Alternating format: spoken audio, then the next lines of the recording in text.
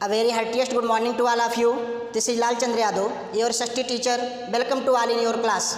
Dear students, as you know, we are reading the second chapter of the political science, Federalism. And in this chapter, we have read about the definitions and some important features of the federalism. Dear students, today we will discuss about the types of the federations, or into the other word, we can say types of federalism. प्यारे बच्चों, आज हम लोग जो federalism के प्रकार होते हैं उसके बारे में डिस्कस करेंगे. So dear students, the types of the federalism और the federations depends on the historical context of the country on which the country is form. प्यारे बच्चों, ये जो टाइप्स ऑफ फेडरेशन है या टाइप्स ऑफ फेडरलिज्म है, ये डिपेंड करता है कि उस कंट्री का हिस्टोरिकल कॉन्टेक्स्ट कैसा रहा है जिस कॉन्टेक्स्ट में ये फेडरल गवर्नमेंट फॉर्म की गई है.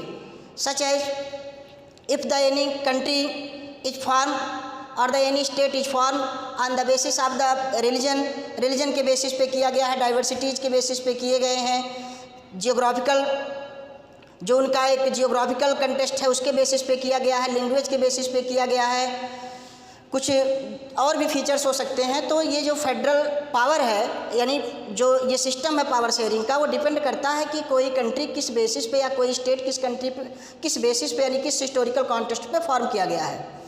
So there are the two common types of the federation and that is the coming together. प्यारे बच्चों, दो बहुत ही फेमस जो आपके फेडरेशंस हैं, जो प्रकार हैं, वो एक तो हैं coming together federation.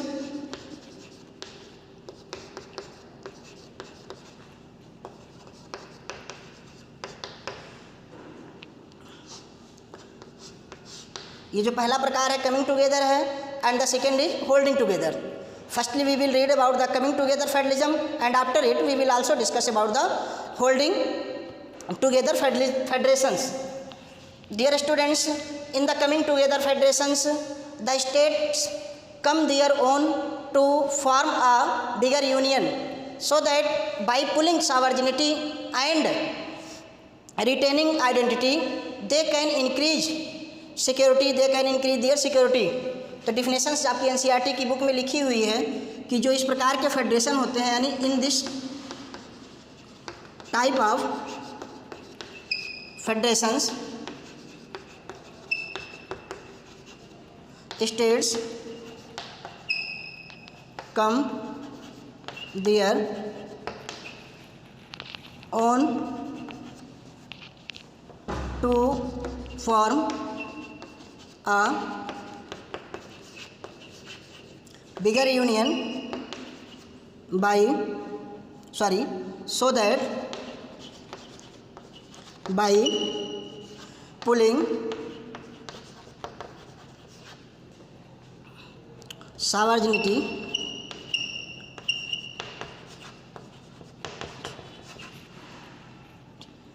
and retaining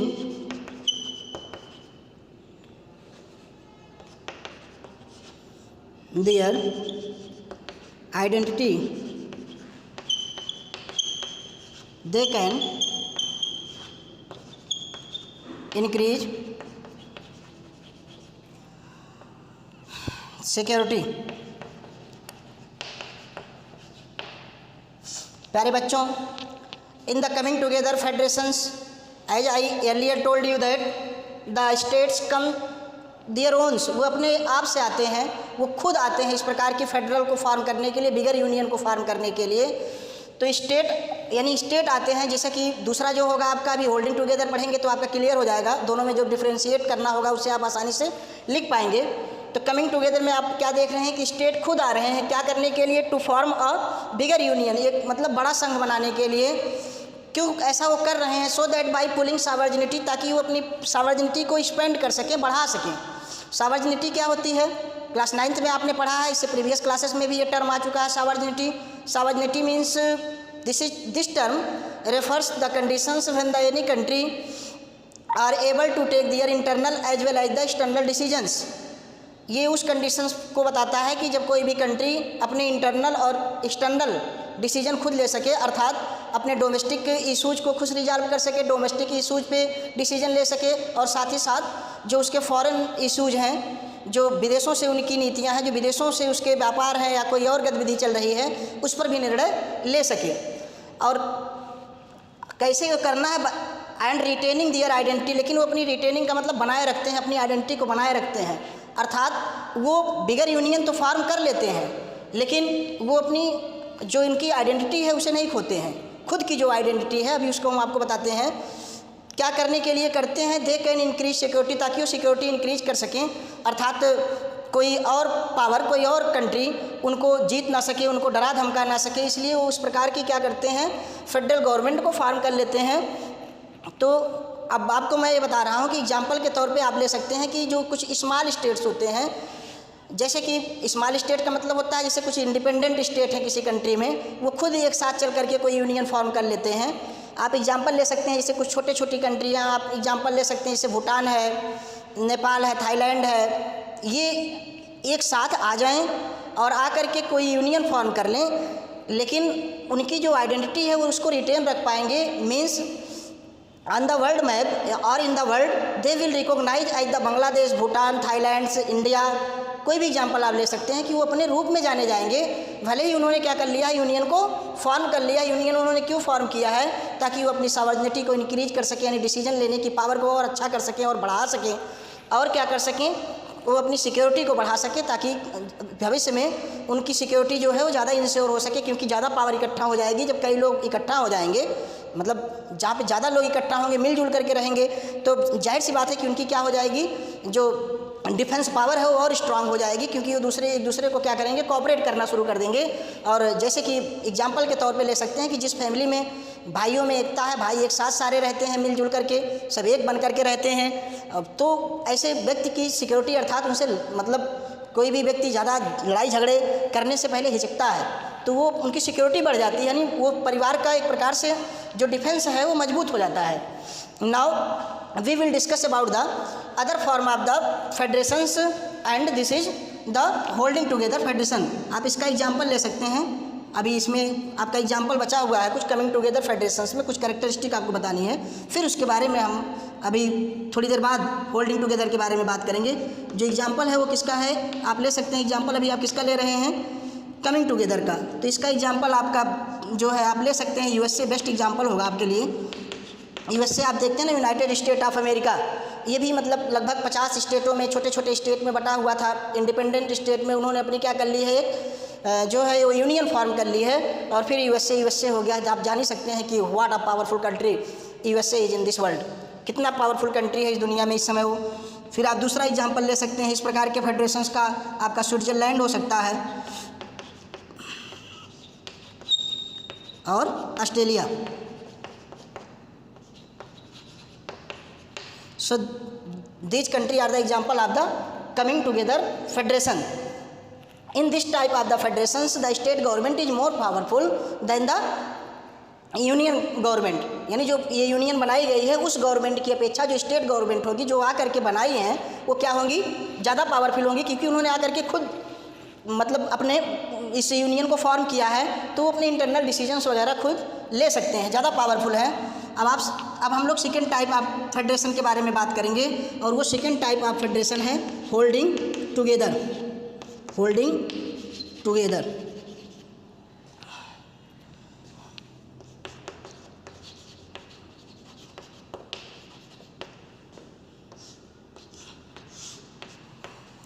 Dear students, in this type of the federations, especially the large countries divide the power into their different constituent units.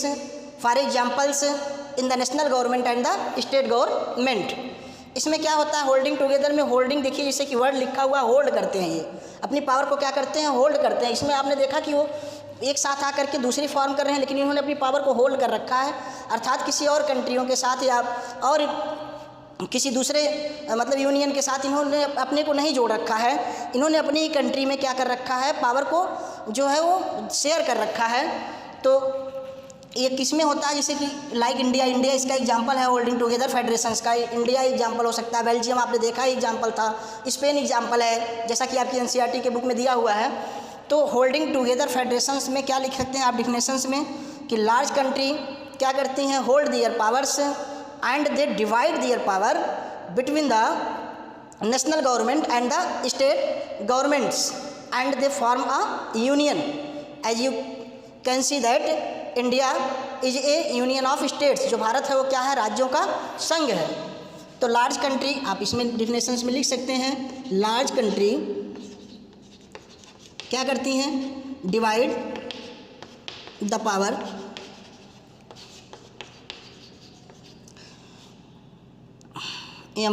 Between national कहिए चाहे आप सेंट्रल कहिए, national and state government.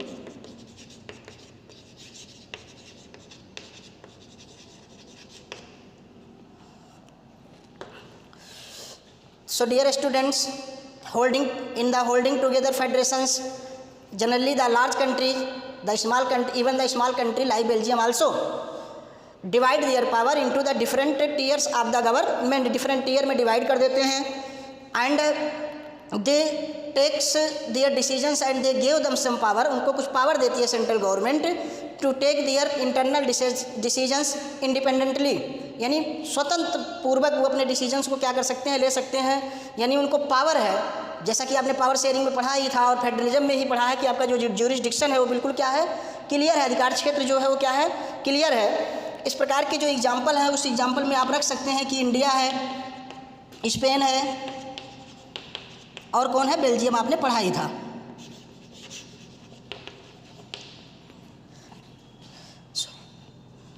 Belgium की spelling सही कर लीजिएगा, Belgium. Dear students, such type of the federations is very important for the country. बहुत ही इंपॉर्टेंट होता है, because it helps to satisfy the weaker section of the country. ये weaker section को क्या करता है, सेटिस्फाई करता है. And they also feel that they have the some power. वो भी ये महसूस करते हैं कि उनके पास भी कोई ना कोई क्या है, पावर है, कुछ ना कुछ शक्ति है. So they live the country peacefully and cooperate the government. और वो देश की क्या करते हैं, गवर्नमेंट में पीसफुल्ली रहते हैं, गवर्नमेंट को कोऑपरेट करते हैं, जिससे कि गवर्नमेंट कोई डेवलपमेंट क्या कर सकती है, इंश्योर कर सकती है. इन this type of the federations the central government is more powerful than the state government. आपने इसमें देखा, दो कंट्रास्ट देखिए. कमिंग टुगेदर में क्या था, state government is more powerful than the union government. आप इसमें देखेंगे यानी होल्डिंग टुगेदर में कि यूनियन गवर्नमेंट और भी में से द नेशनल गवर्नमेंट और central government is more powerful than the state government. उनसे ज़्यादा पावरफुल है. The central government can give the less और the more power to the any state. किसी स्टेट को ज़्यादा या कम शक्ति का बंटवारा कर सकती है एज द कॉन्स्टिट्यूशन इंस्ट्रक्टर. जैसा कि कॉन्स्टिट्यूशन क्या कर रहा हो, इंस्ट्रक्ट कर रहा हो.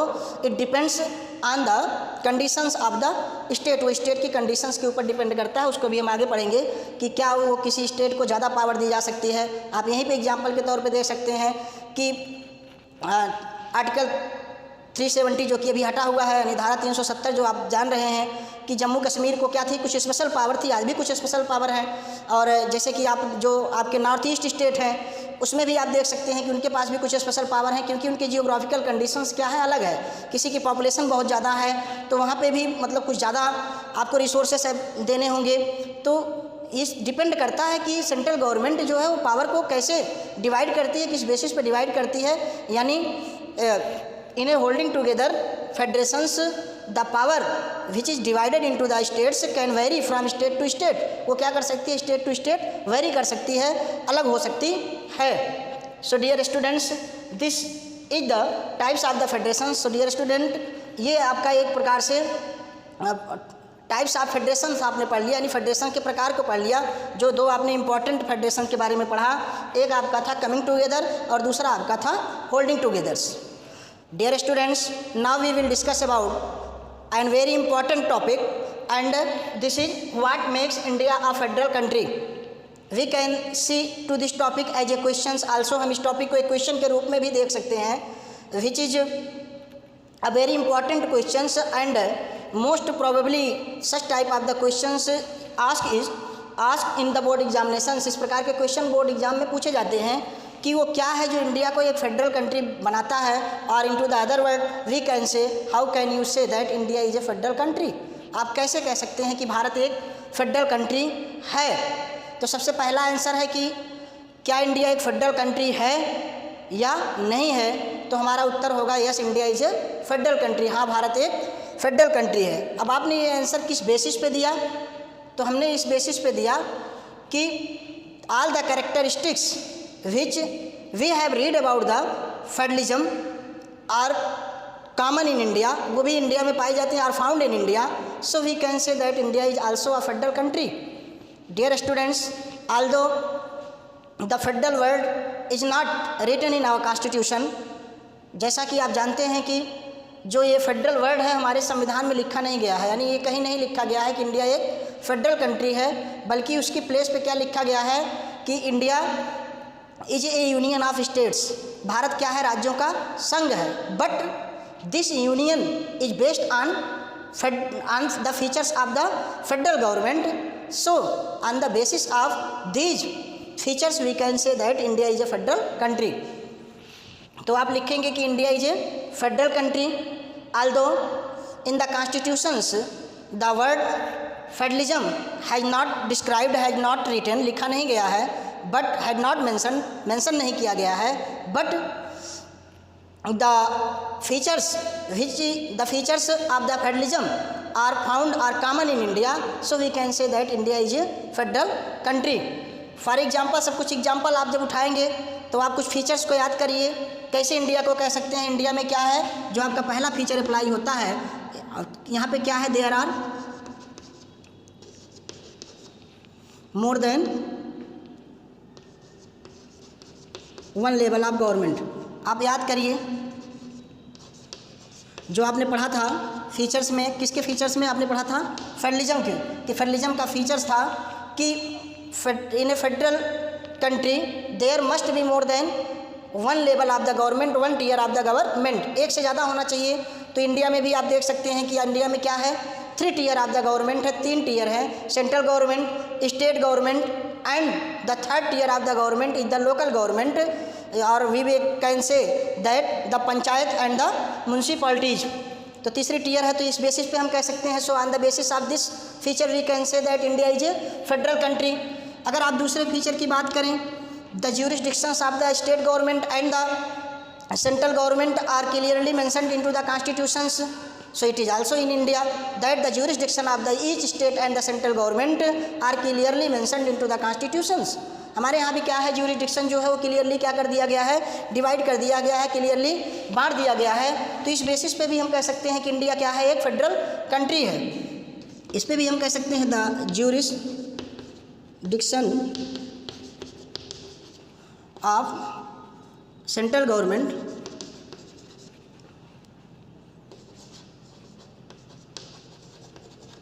and state government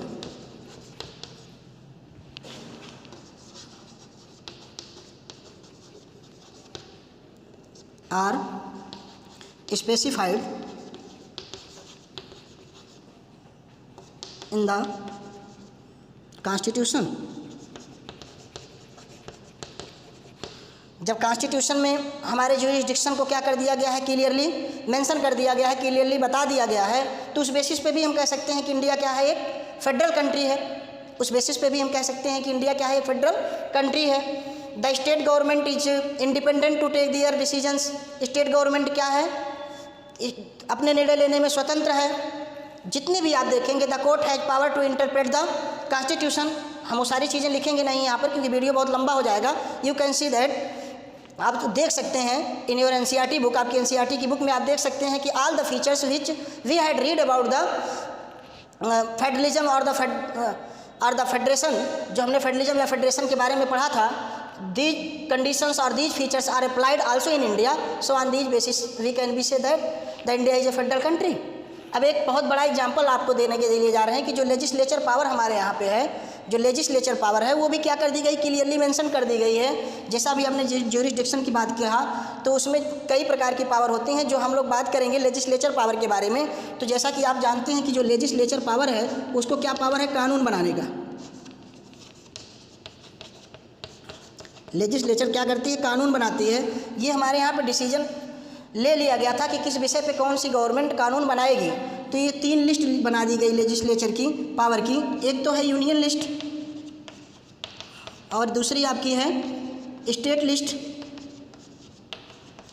और तीसरी आपकी है करंट लिस्ट।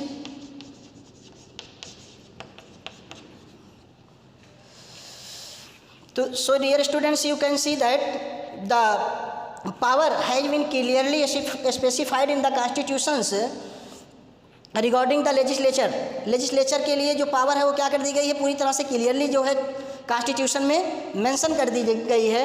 जो ये लेजिस्लेचर है, जो लेजिस्लेटिव पावर है, अब वो क्या है कि क्लियरली मेंशन है कॉन्स्टिट्यूशन में। जैसे कि आप देखिए कि जो यूनियन लिस्ट है, यूनियन लिस्ट में कौन कानून बनाएगा, जो यूनियन लिस्ट बनाई गई है इसमें सेंट्रल गवर्नमेंट बना सकती है कानून, यानी सेंट्रल गवर्नमेंट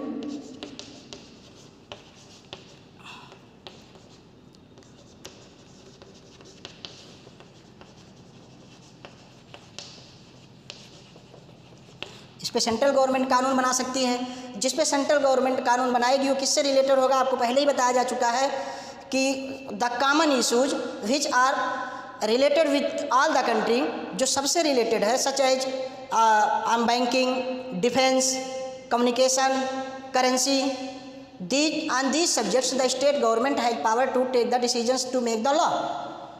आप एनसीईआरटी की बुक में अपने देखिएगा उठा करके, अगर आपसे यूनियन लिस्ट पूछता है, ये यूनियन लिस्ट क्या होती है कि the list on which the central government can make the law, the list on which the central government can make the law can call the union list. उसे हम क्या कह सकते हैं, यूनियन लिस्ट कह सकते हैं। किसकी लिस्ट है, लेजिस्लेचर पावर की लिस्ट है कि किस पे कौन कानून बना सकता है। For example the central government has power to make the law which are the issues of the entire country, जो इंटायर कंट्रीज का इशूज है, सच एज डिफेंस, सुरक्षा, करेंसी, कम्युनिकेशंस, फॉरेन अफेयर्स, जो ये विदेशी, जो हमारे विदेशी व्यापार हैं, जो विदेशी यानी विदेशों से जो हमारे निर्णय लिए जाते हैं, जो विदेशों से संबंध हैं, इन सब पे कौन कानून बनाएगा, तो उस पर सेंट्रल गवर्नमेंट कानून बनाएगी या नेशनल गवर्नमेंट कानून बनाएगी। स्टेट गवर्नमेंट किस पे बनाएगी, अब स्टेट लिस्ट क्या है, the list on which the state government can make the law is called the state list. इस पे किसको पावर है, इस पे स्टेट गवर्नमेंट को जो है कानून बनाने की पावर है।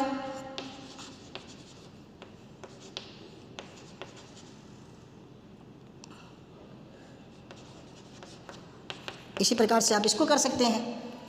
अब वो कौन कौन से इशूज हैं, जैसे कि आप देखिए ट्रेड है, पुलिस है, आप इरिगेशन है, कॉमर्स है, एग्रीकल्चर है। ये जो इशूज है ना, ये किससे हैं, ये डे टू डे एडमिनिस्ट्रेशन से हैं, डे टू डे डेवलपमेंट से हैं स्टेट के। So on this subjects the state government can make the law. इस पर क्या कर सकती है स्टेट गवर्नमेंट, जो है वो कानून बना सकती है। आपको ये भी चीज़ समझ में आ गई होगी। अब एक है कंकरेंट लिस्ट। कंकरेंट लिस्ट क्या है, कंकरेंट लिस्ट माने होता है कि the list on which the both government can make the law, both government can make the law. इस पे दोनों सरकारें जो होती हैं वो जो दोनों सरकारें हैं वो क्या करती हैं, कानून बनाती हैं अंडरस्टैंडिंग से, म्यूचुअल अंडरस्टैंडिंग से। The list on which the state government and the central government makes the law by mutual understanding, this is known as the concurrent list. वो क्या है, कंकरेंट लिस्ट है। अब एक कंकरेंट लिस्ट में मान लीजिए कि किसी एक ही इशू पे कौन कौन से इसमें विषय आ सकते हैं, पहले तो इसको हम डिस्कस कर लें। तो जैसा कि आप देखेंगे कि ट्रेड यूनियन है, ट्रेड जो आपने पढ़ा था वो स्टेट लिस्ट में है, इस चीज़ को याद रखिएगा। जब केवल ट्रेड करके देगा तो उस पर कौन कानून बना सकता है, स्टेट गवर्नमेंट बना सकती है। जब ये लिख करके देगा कि ट्रेड यूनियन पे कौन कानून बना सकता है, तब आप क्या करेंगे, तो उसमें कहेंगे कि सेंट्रल गवर्नमेंट और जो है स्टेट गवर्नमेंट दोनों बना सकती हैं, यानी वो किसका सब्जेक्ट है, कंकरेंट लिस्ट का सब्जेक्ट है, उस कंकरेंट लिस्ट का विषय है। तो इस पे दोनों ही सरकारें कानून बना सकती हैं। तो वो यूनियन है और क्या है, मैरिज है जैसे कि, और बाकी अडॉप्टेशन है, सक्सेशंस है।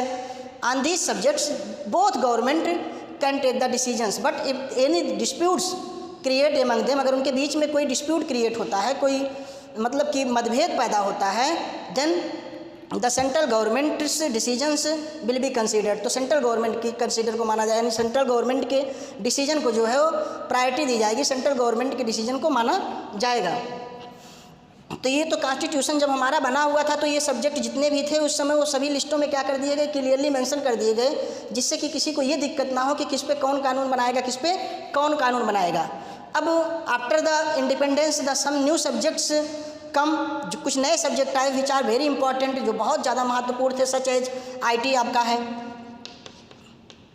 कंप्यूटर सॉफ्टवेयर है,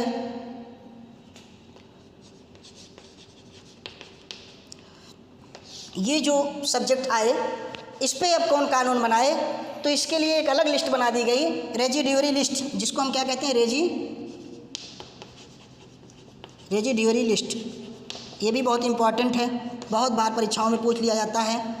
आपसे पूछा जाएगा कि ऑन द कंप्यूटर सॉफ्टवेयर और the information technology which government can make the law, तो ये आपका आंसर होगा the central government can make the law. यानी रेजिड्यूरी सब्जेक्ट माने जो सब्जेक्ट छूट गए थे, क्यों छूट गए, क्योंकि ये कब आए, आफ्टर ड्रॉप्टिंग द कॉन्स्टिट्यूशन, जो कॉन्स्टिट्यूशन ड्रॉप करने के बाद जो आए तो उनको रेजिड्यूरी लिस्ट में डाल दिया गया। And on these subjects the central government has power to take the decision, इस पर सेंट्रल गवर्नमेंट को पावर है डिसीजन लेने की, यानी सेंट्रल गवर्नमेंट इस पर डिसीजन ले सकती है।